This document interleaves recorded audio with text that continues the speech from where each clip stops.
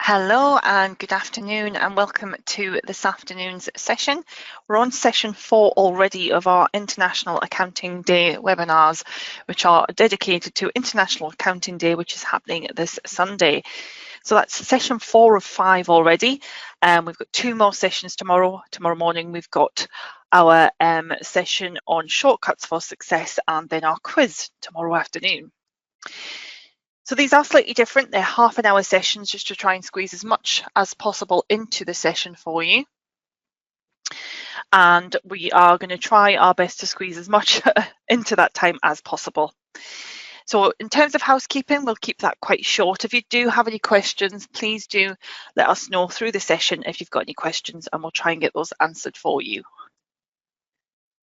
Okay, so what we're going to be looking at today is we're going to be looking at checking your data. So we're looking at tips to protect your data. So we're going to start with checking your data, looking at the errors, warnings and comments. We're going to look at backing up and then also the schedule backup feature that is available to you. And one of the newer features in the software, which is the option to restore into practice data. So we've got quite a lot to fit in and we're going to start off with checking your data. Now bear with me one moment, we'll just get my data set ready for you there so we can show you how to check the data. This should be something that you're doing on a regular basis. So each time you're taking a backup, we always recommend to take a check first of all. If you're taking a backup of your data and you haven't checked the data, you could potentially be taking a backup that's containing errors. Now, errors aren't indicating that something has been processed incorrectly. Okay, so quite often when I used to be on technical support, we perhaps have customers coming through and just indicating that they had errors in the data because they thought they'd processed something incorrectly, and that's not the case. It means that there is something wrong with the data in terms of damage to the files in the background. So if you do find that you've got an error in your data, we do recommend that you stop processing until you have resolved that issue.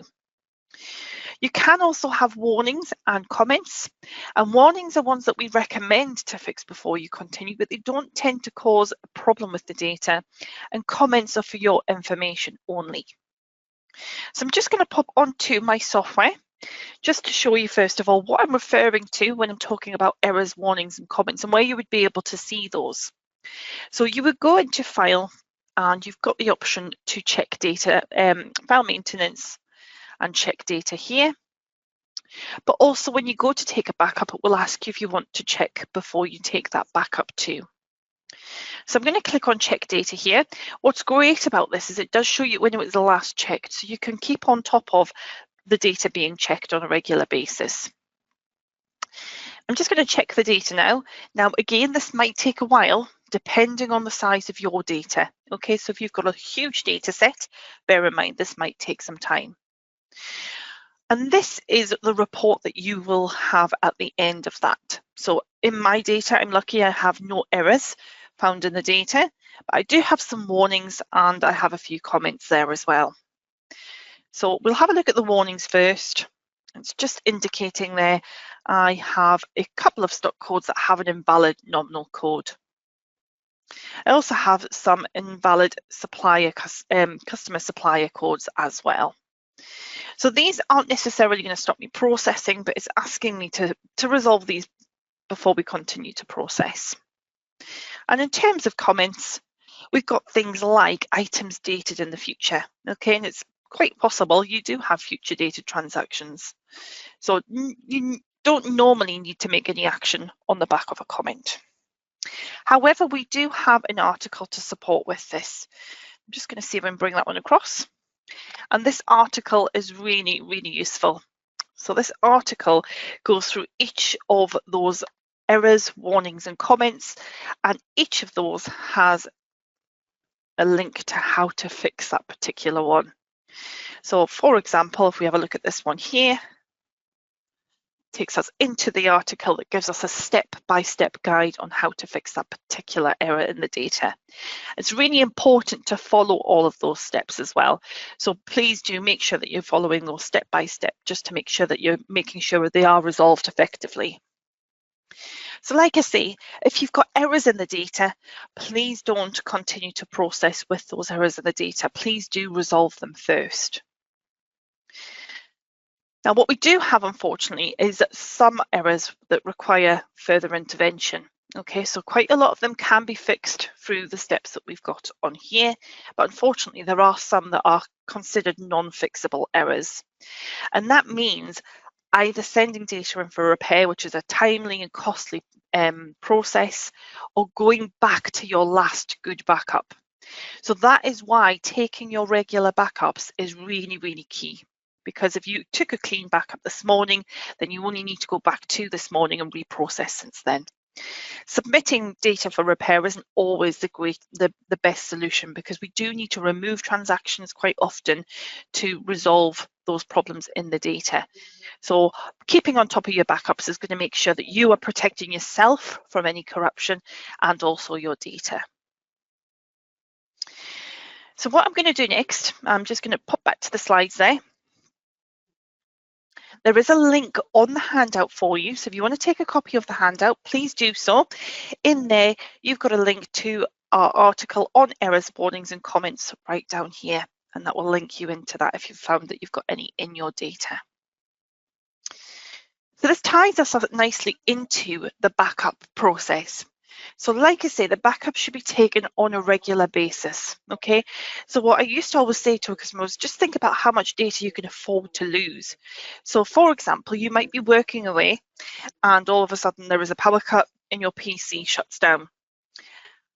And what that could mean is you may lose any data that you've had since that last backup. So if you can't afford another full morning of reprocessing, then you ideally need to be doing your backups more regularly. It is dependent on your basis, your business. So if you are doing backups, if you're processing on a daily basis and it's heavy processing, you might want to do a couple of backups a day. However, if you're a small business, you're only processing once a week, doing it once a day is probably a bit overkill. So you might want to just do it as much as you're processing. So what we recommend is the backup process, but the traditional backup means that you do need users to log out of the software. And in the past, this is what put people off using the backup feature, because it means people are going to have to log out. It means downtime for those users while those backups take place. However, we do have solutions to that now. Okay, we have the schedule backup, but you can also activate it in your software to enable check data and backup to be run whilst users are still logged in. So I'm going to talk about the schedule backup first. And the schedule backup is a fantastic feature, because what you can do is you can set up your software to back up on your behalf without you really noticing that it's taking that backup for you. You can ask it to run at a certain time of day. So it might be at the end of the day that you wish to back up. You might want to do it at the beginning of the day, but you can also change the frequency of that backup as well. So it doesn't need to just be once a day. You might want to do it every couple of hours. So you can change the frequency on there as well. Not only does it schedule a backup for you, but it also takes a check data for you and it shows you the results. So again, I've got a link on there to automate your check data. I'm going to show you how you can use the schedule backup, but I'm also going to show you that feature to enable check data and backup whilst users are logged in too. So I'm just going to pop back to my data set there. And the feature we're looking at now is just within File, and then you'll see the option for schedule backup there. So we've got the traditional backup, which just takes us up into this backup window here, which can still be used, and it can be used at the same time as using the schedule backup as well if you want to be absolutely sure. And the beauty of the normal backup, the standard backup, is you can really save this wherever you want. Okay, so you've got the option there to save on things like servers, external drives, etc. So if I go into File and Schedule Backup, just takes a moment to load, because what it does is it also schedules the backup for all of my companies. So not just the company I'm in at the moment, but if you have additional companies, because you have a multi-company license, you can see all of those companies in one place. So I'm just going to go into my settings This is where you can make sure that these features are switched on by the tick box here for check data and backup. Mine is set to the defaults. So the defaults are for us to run it once per day at 5 p.m. Obviously, this can be changed to suit your business needs, or you can run it more than once per day, and you have the option of every 3, 6, or 12 hours, and you can indicate what times you want to run those to. You can also decide what you want to include in the backup. Now, if all you're doing each day is processing, accounts data should be enough, okay? If you're changing the format of some of your reports and layouts, you might want to include those occasionally. But remember, the more you add to your backup, the larger that backup file is going to be. Okay, so what you can see here is including all of my companies. So I've currently got 5 companies on the go at the moment, and I've got them all set to run at 5 o'clock. So again, it takes a lot of the legwork out because it's going to do those backups on your behalf for you. Now I'm just going to highlight this one. There's a few other ones here that refer to OneDrive and Microsoft 365. I'm just going to refer to this one. We're removing access to Office 365, so this one won't be as heavily used any longer. It's been something that hasn't been used over the last few years anyways. But with your backup location, it will give you a sort of short list of options here. So I'm just going to go into the check data results, because what I want to do is show you what it does show you on a regular basis after that check data has been done. So here we've got the check data results that happened at 5 o'clock yesterday evening for me. It ran 5 backups for me, and it also ran check data across those 5 companies as well. And when it did those checks, it's given me a report of what it found in those. So most of my companies were okay. We didn't have any errors, which is great. We don't need to stop processing, but we do have some warnings and comments in this current company here that we might want to take a look at. So it's just giving me the triangle there to just pay a little bit more attention. So here at a glance, we can see the status of all our companies. So this is really useful for someone who maybe doesn't access all the companies, but just wants to check that the data is okay on a daily basis. In backup files, this shows me all of my previous backups. Now, I only set this up yesterday, so you can see it took one at 5 o'clock yesterday. When we come on tomorrow, it will have 5 from today as well. So you can see all 5 of them there, and it shows you where I've saved those to.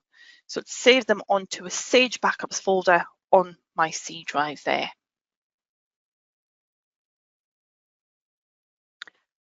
So that is essentially the Sage backup, schedule backup feature. So that's really useful to have running in the background, sort of giving you that peace of mind that your data is going to be backed up on a regular basis. And obviously you can move these backups from the Sage Backups folder onto various locations. You might want to move it onto your server or onto external servers or onto an online platform.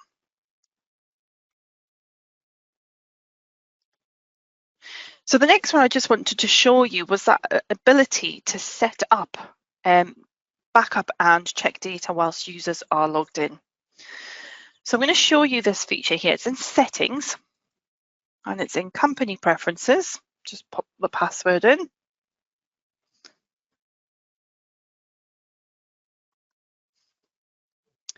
And into parameters.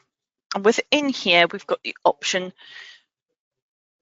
to enable check data and backup with users logged in. Now what this will do is it will very briefly pause processing, and briefly, it won't stop processing like a traditional backup would, just while it takes a snapshot of the data. So you might find a few seconds pausing the data, it'll take a snapshot of the data, and then it will perform the backup there for you. So if you do want to use that feature, then you've got the option to switch this on here, and that will allow you to do so. Okay, the next thing we're going to look at is moving away from backing up and checking your data, but it's more to do with actually restoring your data. And this is a brand new feature that came in version 30.1. And this is the ability to restore a backup into your practice data.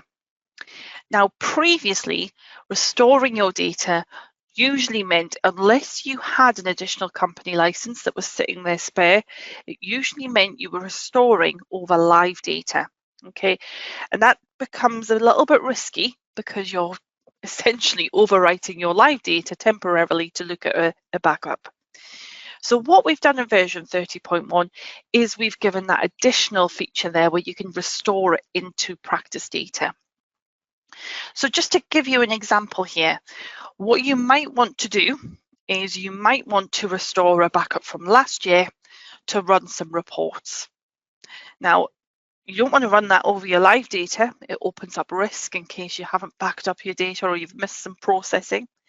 So what we now can do is restore it into practice data to run those reports. So just to reiterate, this is only available on version 30.1. So if you are on a lower version, you won't yet have this feature. So I'm just going to show you that now and how to restore into there. So if you go into File, we've got the option to restore, which is the traditional restore. That restores over the live data set that we're in at the moment. But what we also have just underneath now is the option to restore into practice company. So I'm going to use this option here. The wizard's quite straightforward. All I need to do is browse for my backup file, which should be on my desktop. There we go, 2020 data. So it's an older data set, and I'm just going to restore that there now. Obviously, that'll just take a moment or two.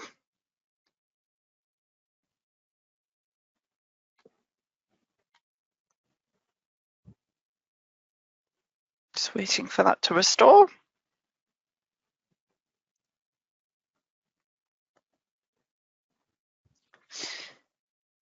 Okay, that's just finishing off the restore there. So what this allows us to do once we're in here, if we just log in with the password that's on that backup, is essentially, just close that window there, essentially we can do whatever we want with the data in here. So we can run reports, we can do some processing. However, we need to think about why are we processing? Okay, if this is an old data set, do I really need to process in this data set? It could be you're just trying to test something out. You just want to see the impact of processing a transaction. But really, you're probably using this just to have a quick look at the data or running some reports.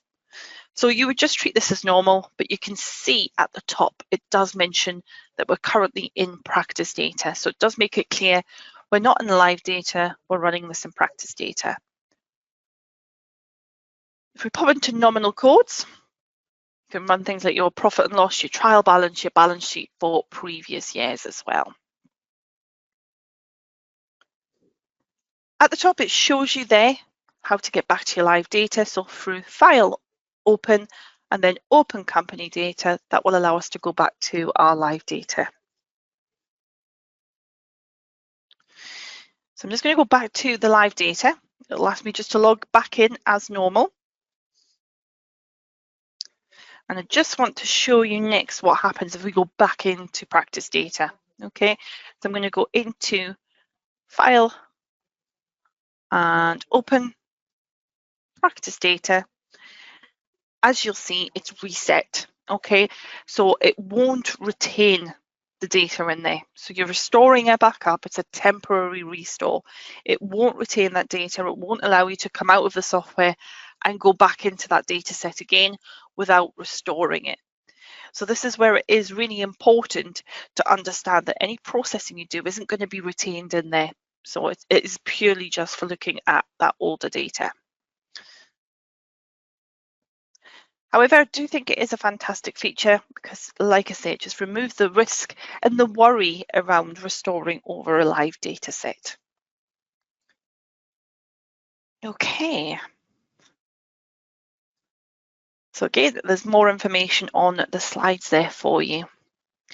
So just very briefly want to touch on the next topic, which is two-factor authentication. So again, this is something that has been put into place to start protecting your data. It's adding an extra layer of protection to your data so that the likelihood of being sort of hacked and people getting into your data is eliminated by using two-factor authentication. Now, this has changed slightly in the last few days. It was due to go live in November. We're now going live with this in February. However, if you do want to set up two-factor authentication in preparation for this going live in February, you can still do so. Now, initially, this will be for connected services. So if you're using things like bank feeds, remote data access, invoice finance, Go Cardless, supplier payments, or Sage Connect, then you will need to use two-factor authentication first. Now, we do have dedicated sessions on two-factor authentication. So if you do want to find out more about what this means for you, how to set this up, then please do check out our recordings or our live sessions that are going to be running between now and February. Okay, so this is just a great opportunity now just to get you to submit your questions across to the team. So I can see that there's been quite a few questions throughout the session there, so please do get them over for us. And we'll try and get as many answered as we can before we meet the end of the session today. But I'm just going to quickly summarise for you that it's really important that you keep up to date with the latest versions of Sage Account software. Not only does this give you some of the new fantastic features that I've shown you today, but also it helps you to keep on top of security changes as well. You should be checking your data regularly. Okay, so if it's not already a process in your business, it is something that you need to start looking at doing on a regular basis. In particular, before you're taking a backup of your data. If you have errors in the data and you take the backup with the errors in there, it just means you don't really have a point of return, or you're going to go further back in terms of your reprocessing. As I mentioned earlier, the backups and check data don't need to interfere with users' processing. There are options and workarounds for this to allow you and your colleagues to continue to process while those processes are taking place. In line with us sort of recommending you being on the most up-to-date features, we talked about the restore into practice data feature. So that is one of the newest features in the software, and that will protect your live data if you need to restore any historical backups for viewing purposes. Now, in addition to restoring into practice data, we do have an additional feature, which is the company archive, which we also recommend you take on a regular basis, particularly around doing a year end. So if you're running a year end, it's probably run as part of that year end process, but an annual archive will also help you with this. Now, we are doing a session next week on company archive, so we have popped a link in to archive your company data there. But if you do want to find out a bit more about archiving and how that works, then do check out the link on your follow-up email today that will give you access to our webinar listing, and you can get registered for the archive session. And then finally, 2FA will become mandatory in February, and it's just going to add that additional layer of security to your accounts data. And it's something that's been rolled out across lots of software. So it's not just Sage. You'll probably find this rolled out to you from other companies too. Okay, keep coming with those questions. Quick one there that Abby is just picking up. I'm just going to mention there. I'm just going to take that one off.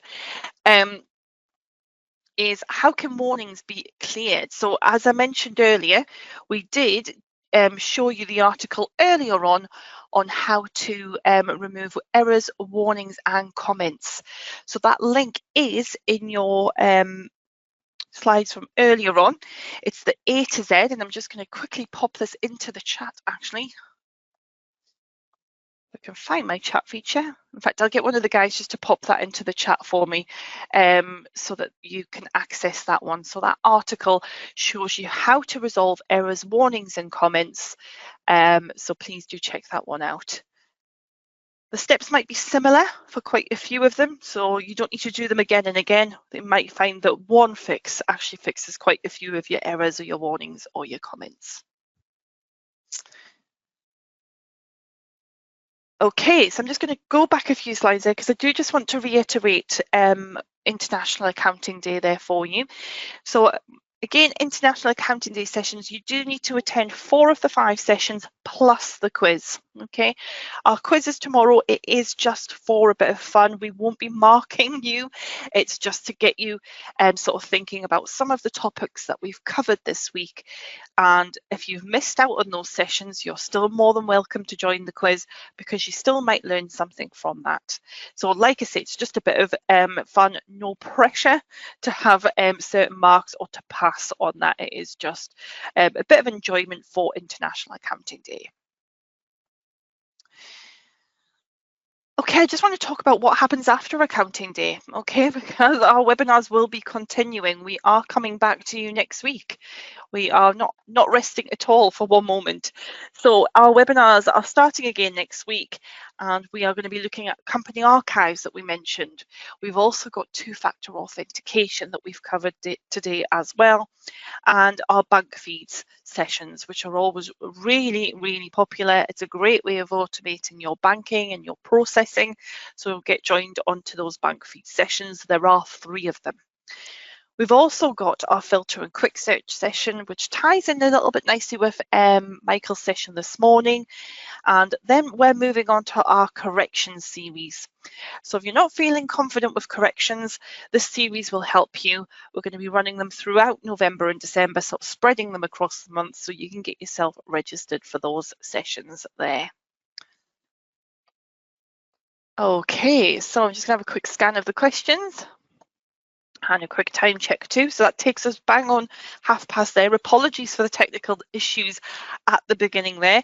We have had a bit of a week of those issues, but they are hopefully all resolved now. It's great to see so many of you joining these sessions. We are loving that you're loving the badges. And again, if you're joining our quiz session tomorrow, we've got a little bit more information on that session around the badges too.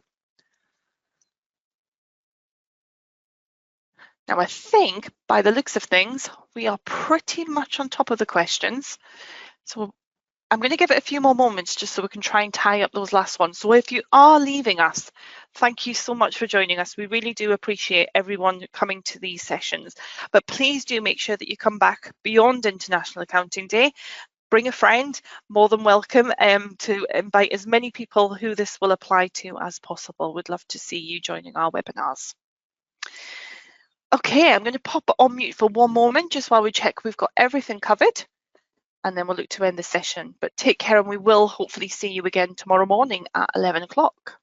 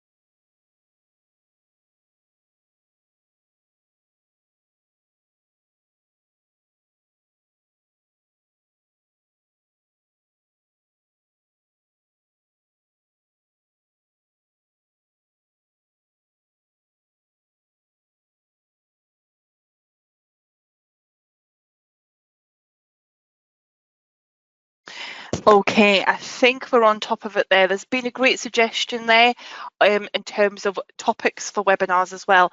We are absolutely open to suggestions. So when you leave today's webinar, please do put your suggestions in the follow-up survey that comes up shortly after the session. We'll take all suggestions on board, and we're constantly looking for all new ideas. So please do submit those to us. Okay, I'm going to leave it there then. So thank you very much for joining us. And like I say, we hopefully will see you tomorrow. But in the meantime, take care and bye for now.